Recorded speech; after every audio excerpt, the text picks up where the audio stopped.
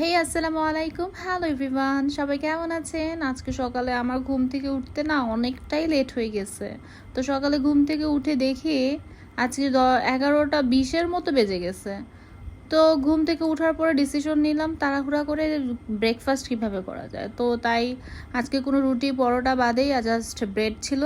ব্রেডটাকে হালকা তাওয়ার মধ্যে টোস্ট করে নিচ্ছি, আর সাথে ডিম পোস্ট, বাস এটাই হয়ে যাবে ঝটপটে নাস্তা।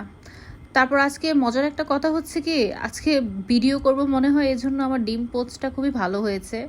আর হচ্ছে কুসুমটা আস্ত, মানে আজকে বাঁচা, নয়তো প্রতিদিন যে কুসুমটা কই মানে একদম ভেঙে ট্যাঙে একদম শেষ হয়ে যায়।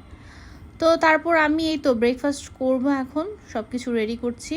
তো ফাইনালি আমার হাজবেন্ড বলতেছে যে আজকে তোমার একটা পার্সেল আসার কথা ছিল, কারণ আমি অনেক সময় অনেকটা পার্সেল কথা রিসিভ করতে ভুলে যাই।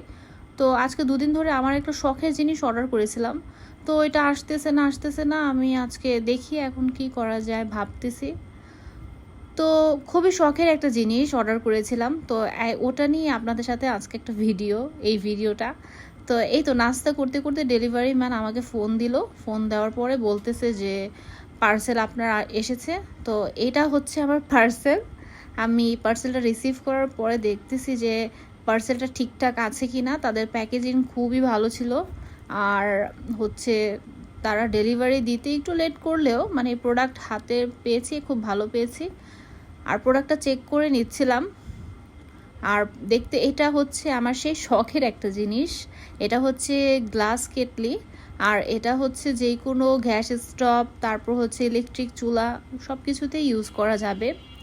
তারপর এটা ওয়াশেবল, খুবই ভালো। মানে আমরা পাতিলায় দেখা যায় চাটাকে রান্না করতে গেলে অনেক সময় পাতিলা থেকে চা পড়ে যায়, তারপরে ধোয়ার ঝামেলা থাকে, চা পাতার একটা মানে খুব কষ্ট লাগে ধুতে গেলে। তো এইটা না আমার কাছে এজন্যই নেওয়া, আর দেখতে খুবই একটা অ্যাস্থেটিক লুক। তো আমার হাজব্যান্ড বলতেছে যে এটার যে স্টেনার ওটাও খুব ভালো একটা ব্র্যান্ড, খুব ভালো ভালো আর কি, ভালো মানের একটা দিয়েছে।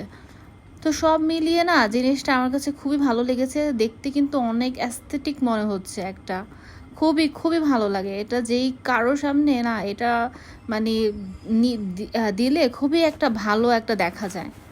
তো এটাই। তারপর এটাকে আমরা একটু চুলার মধ্যে না গরম পানি করার জন্য ট্রাই করছিলাম। তো এটা ছিল আজকে আমাদের ছোট্ট একটা ভিডিও।